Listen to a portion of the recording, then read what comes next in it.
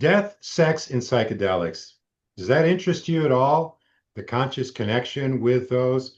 Well, if that topic interests you, you want to stick around for this interview. I've got Naia with me today, and we're going to take a deep dive.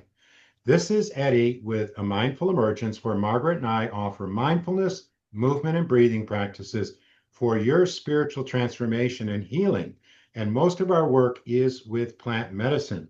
And I'm very excited today to be joined by Naia on my YouTube channel because she's really amazing. Naia is the creator of Death, Sex, and Psychedelics podcast, stringing together three transformational topics that can be a challenge to explain in words. Witnessing death at age 7, questions about life and death were on the forefront at such a young age for her, and this led to her diving into psychedelics and plant medicines for almost 20 years, looking for answers while aiding personal growth and transformation. Most recently, Naia went through training with the Center for Conscious Living and Dying here in Asheville, North Carolina, to sit at the bedside with guests who are in the last few months of life. Naia, thank you so much for joining me. In addition to these things that I said about you, you're also a personal friend of ours, and we value that relationship. So thank you for being here. Thanks so much, Eddie. Such a pleasure to be here with you today. And by the way, I should say right away that so far, Naia has done 3 podcasts on her new channel, and Margaret and I were one of them. And it was so fun talking about intimacy and plant medicine. So you might want to dive into that, folks, and some of the other videos that she's doing. Why this topic now? Why go to the trouble to try to tackle this challenging topic? Yeah, so, you know, a podcast has been on my mind for a long time, at least maybe 10 years. Been thinking about it, been talking about it. I listen to a lot of podcasts. It feels exciting to kind of share your passions, talk about your passions with people. And these 3 topics, this kind of title of the podcast came in about a year or two ago, I think maybe after a mushroom ceremony with you, actually. Like, oh, death, sex, and psychedelics. And it just hit me. I'm like, wow, that is what a title. All right. And so Hmm. I've just been thinking about it, sitting with it, and I just wait for the right timing of things. And it seemed like now is the time to be diving in and putting these topics out there. Yeah. Well, you could have picked any one of these and had a field day. I mean, you could go forever on any of them. But how do you see them connecting? Conscious connection. How does that Yeah. work? I think all 3 of these topics, and I'm sure so many more, are, I feel like, as you mentioned before, like transformational experiences that are really hard to put into words, all 3 of them. And, I think that they're all intertwined in ways that I can't even describe in words, really. And so the idea maybe is to have people come on, professionals in these fields who have personal experiences, near-death experiences, traveling to India, plant medicines, all these things, who are using these tools to aid in their profession and to help others with transformational work like you and Margaret. Hmm. It just popped into my head. Today is Stan Grof's 94th birthday. Well, Stanislav Grof turned 94 today. Of course, he's such a pioneer in the whole work with psychedelics and exploring these topics. He's really made an imprint. Where did you grow up, Naya? What part of the country? California. And tell me about this experience at 7. How did that imprint on you? What happened? hmm Yeah, so my mother was diagnosed with melanoma. Um, I'm not, maybe I was about 6 and she died, maybe a year later. They didn't catch it. It spread, they didn't know at that time that she needed to go and check up and have these like follow-up doctor's appointments. And so it took her out really quickly. Hmm. So I was there to kind of watch the whole process and obviously there for her death and memorial. So it was quite shocking and traumatic. So it's a few years later. What remains from that experience for I you? think. I think it's led me down quite a path, quite an interesting path of health and wellness, transformation, those big questions in life, like what is life? What is death? What is after life and death? How can you access things beyond what we can see in this three-dimensional reality? And how can we heal the body so we don't die of cancer? I think that's like that hit me really hard of like, wow, the body can just go out so quickly in one of these illnesses. So what can I do to prevent that from happening? Hmm. When did you have your first experience with psychedelics? I'd say probably cannabis, like maybe not, it might be included in this topic, but that was the It start. can be a Like, psychedelic for sure. yeah, could be with a high enough dose. Hmm. I'd say 16 with that medicine and about 19 with mushrooms. So those were my first two experiences. And I know, and I think you're pretty open about the fact that grandmother ayahuasca has been part of your life. Uh, you've shared that it might have saved your life. I heard you Yeah. say that once. Yes. Say more about that. Yeah, obviously with a lot of trauma, not that was one significant situation in my life, but there were so many other traumatic situations as a child, which led me down a path which might be familiar to a lot of people of exploring, alcohol, drugs, casual sex, partying, a lot of those kinds of things, and hanging out with the wrong crowds and just really lost. Hmm. And so I think when I discovered ayahuasca, I was coming to the end of that like partying stage. And it really just jolted me from one reality to the next. And I went from drinking alcohol and doing drugs to like becoming a vegan and not drinking alcohol and, really being mindful about who I connect with. And it just was a drastic shift overnight for me. Hmm. Did you go to the Amazon for ayahuasca? I did not, unfortunately not, but did have some shamans traveling to the States that I Uh, sat with. yeah. Mhm. Well, you can certainly have the full experience up here. That's for sure. And you don't need a visa, Right. right? Right. So, how did let's pick death as the first subject.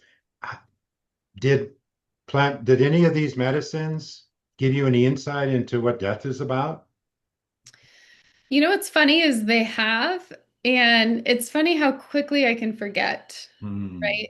It's like when I'm in the experience, it feels like, aha, of course. I've had many death experiences on ayahuasca. I've died so many times in those ceremonies.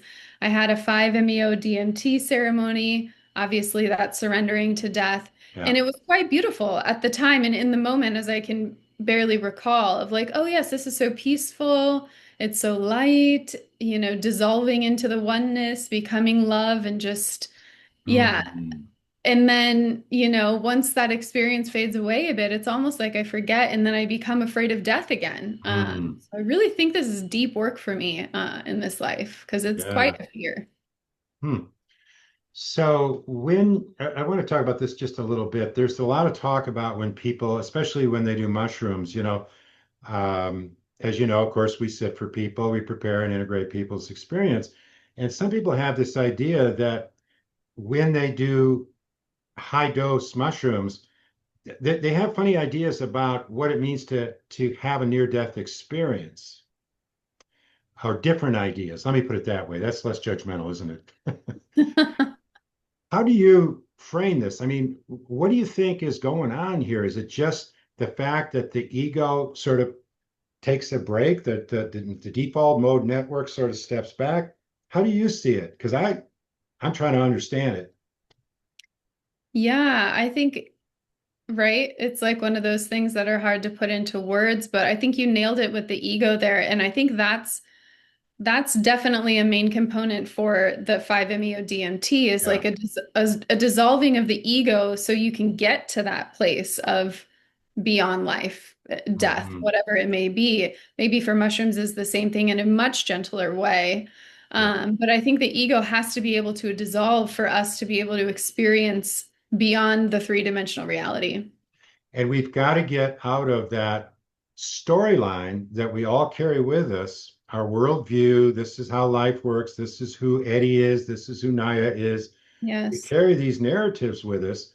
And what I find is that these medicines relax the grip of that and allows emotional content to come up to show itself with the truth.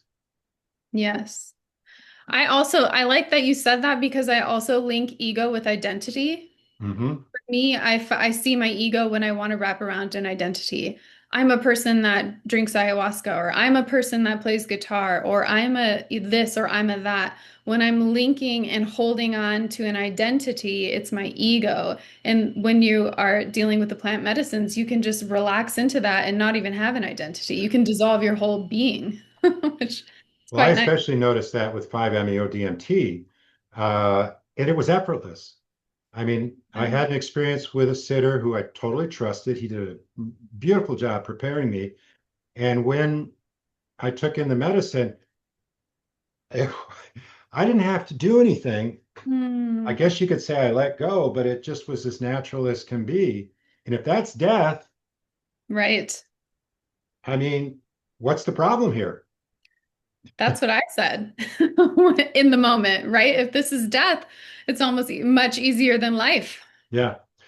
What has plant medicine share? Has it taught you anything about sex, about intimacy? I Plant think when I medicine? relate, that's one that's more new for me. I feel more comfortable with death and psychedelics, and sex is that topic that's like, ooh, I really want to push my edge with this. I had a lot of trauma as, a teenager into my 20s, sexual trauma, and I'm really like redefining what that is. And I think the psychedelics have aided in that healing, in that it's like the root chakra healing, the sexual trauma healing, and coming into like a regulated nervous system, which changes the relationship with sex and what I'm even interested and drawn to. Because now that I'm healing my nervous system, I'm not drawn to that anymore, that crazy sexual up and down, crazy passionate, that thing, whatever that thing was that I The was so drawn. buzz. Yeah. Yeah, it's not the thing anymore. It's like, ooh, this is eek.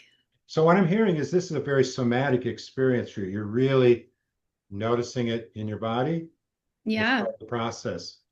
Can you say more about that? Like, I mean, ayahuasca is not a friendly medicine, at least in my experience. So Mhm. you really got to be okay with being uncomfortable to surrender. Otherwise, you're going to be gripping. Yeah, exactly. And the more you grip, the harder it is. I know. I know. I was lying, I was rolling around on the floor going, I paid money for this. Yeah. Yeah. Never again. I'll It never took do a it it took again. a while before I finally was able to let go. Uh, and before grandmother gave me the message that I needed. But boy, the first part was rough. Yeah, and you've done Very a rough. lot of those sessions. Yeah. I think based on where I was at and the amount of trauma I was coming from and the amount of darkness that was wrapped around the density around that trauma, it was a good path for me at the time to really heal all of that. But now that I'm stepping more into regulating my nervous system, I'm so sensitive that, I Hmm. got the message for years to stop drinking ayahuasca, and I Yeah. didn't listen until, about a year ago that it was like, no more of this. You need to just relax and heal your system and take a break. So it's quite intense. And when you're dealing with such intense things in the body and in the consciousness, I think it's a great medicine for healing darkness. Yeah. And then you get past it. And it's like, okay, now we're calling for something else, maybe something lighter, maybe something easier, maybe nothing at all. Yeah. I'm curious about your training with the Center for Conscious Living and Dying. And by the way, any of you who are listening to this, watching, who don't know about the Center for Conscious Living and Dying, it's this amazing place. There's a storyline behind it, which we're not going to get into, but it's fabulous. Mhm. What do you think your takeaway is from that training, and how do you see yourself doing that work? Yeah, so the training is for kind of like a bedside care volunteer, which It's is not like a a death doula. it's a death doula, but it's not really a technically, a death doula training, but that's what it is. Okay. You're sitting at the bedside, you're also providing nursing care with administering medicines, helping people to the bathroom, changing briefs, things like that, helping with food in the last 2 months of life specifically. Oh, wow.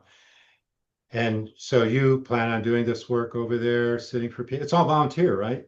It's all volunteer led, and all of the care is provided for free. It's up to 3 residents at a time. Yeah. And they're actually in the process of changing their name. So who knows how much longer it will be called this, but maybe looking for something shorter, more concise, maybe one word. Hmm. Um, And this was founded by a DT? a DT. A DT. What a story. I want to talk about your podcast. What's that experience been like doing these interviews? Yeah, it's felt really exciting. So far, the first 3 are people that I love and that I know so dear here in Asheville, with such beautiful stories to share. And so diving deeper into hearing those stories, hearing what they're offering, hearing what they're excited about. And then my favorite part is watching people come alive when they're talking about what they're passionate about and how they can help others. And you can just feel it. You can feel the vibration in the room. You might be able to hear it in our voices over the audio recording. But that's what I really love. And then connecting them with others. I'm kind of laughing to myself because when you interviewed us, Margaret was a little uneasy about talking about sex. And but it was so interesting as we got into the flow and we talked about intimacy and all this kind of stuff. She just relaxed and it Yeah, just took off.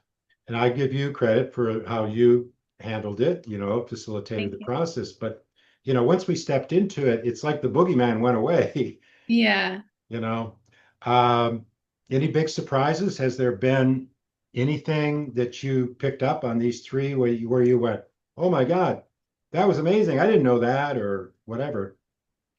Well, since the first 3 were such dear, Yeah, close friends of mine, I knew most of the bigger things. yeah, I didn't know the smaller details. So I think moving forward, as I'm really excited to connect with people that maybe I don't know or people who I don't know their stories about, I think that will come up and through time. yeah.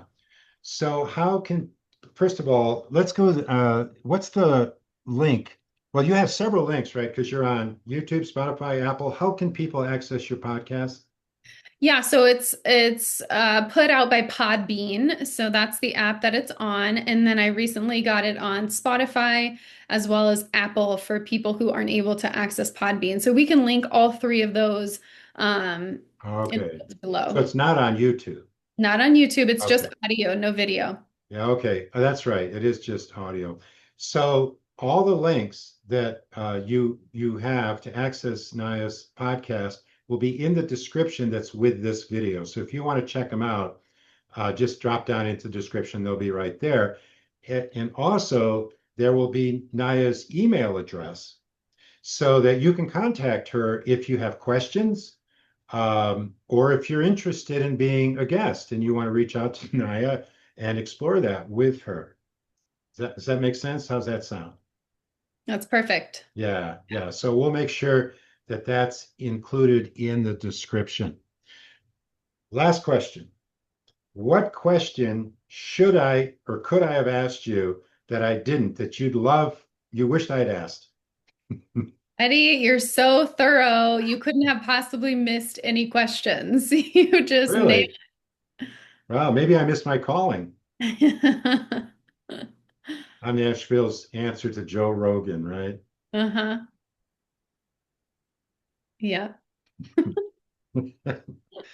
Except I like myself better than I like Joe. I just like to have fun with these.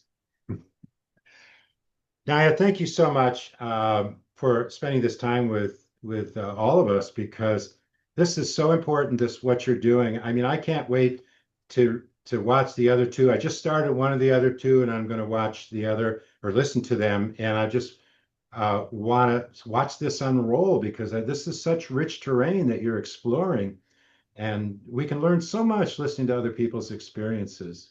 Hmm. Yeah, Yeah. and one more thing to note, maybe here's one thing that I missed is like You can go and get a degree all day. You can have X, Y, and Z certifications and degrees and studying and books and all of this background, which is great. I'm not knocking it. But if you don't have personal experience and you don't have things to share, like if you were to offer your sessions and hadn't tried any psychedelics, it's like, how in the world can you possibly relate? Yeah, not a And so chance. I think the idea is like pulling these professionals in who are drawing from their life experiences to help others so they can relate better. We're going to end on that note. That is a great point. Thank you, Naya, for Thank you so joining much, me. Eddie. And those of you who watched this video, thank you for joining me. If you like the video, give us a thumbs up. If you like this content and you want more, then you certainly want to subscribe and hit that bell.